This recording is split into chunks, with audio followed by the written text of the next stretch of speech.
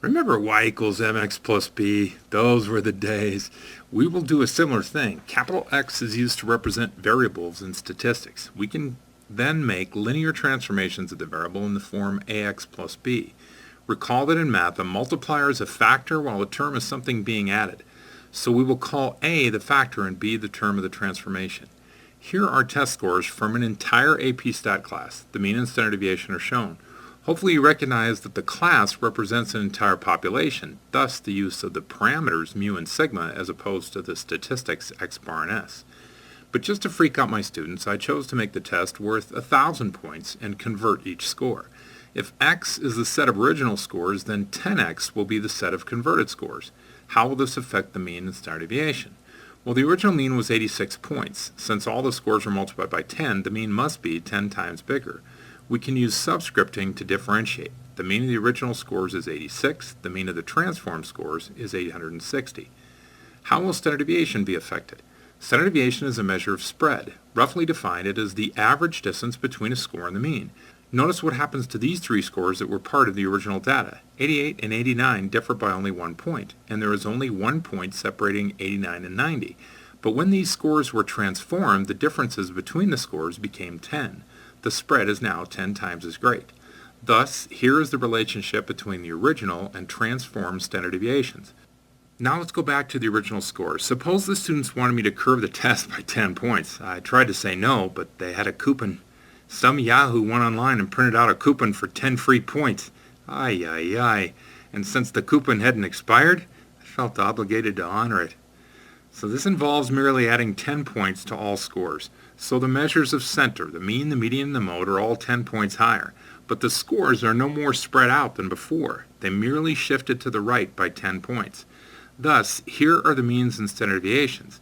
Adding a constant term, x plus b, does not change measures of spread, but multiplying by a factor does, and measures of center are affected by both factors and terms.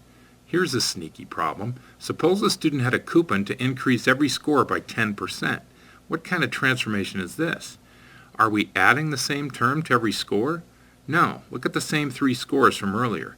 10% of 88 is 8.8 more points. 10% of 89 is 8.9 more points. By adding 10%, we actually add 10% in decimal form to 100% in decimal form. Thus, our transformation is 1.1 times x. Measures of center and spread are all affected by this factor.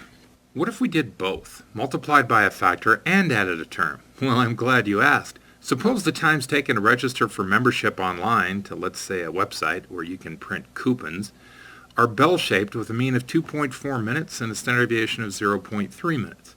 If the registration times were converted to seconds, determine the mean, standard deviation, and variance of these times. But wait, there's more. Suppose that the device recording the original times was on a 15-second delay, implying that a person whose recorded registration time was 3.0 minutes would actually be 3.0 minutes plus 15 seconds.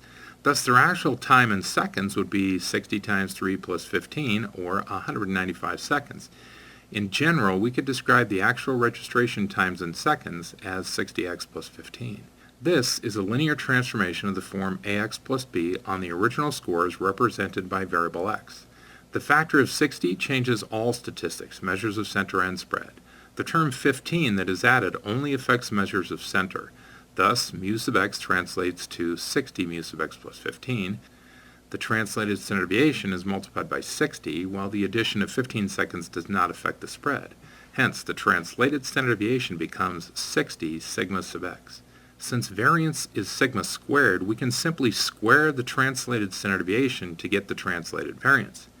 If you prefer, you could multiply the variance of the original data by 60 squared to get the new variance, but it is less problematic to just square the translated standard deviation once it has been calculated.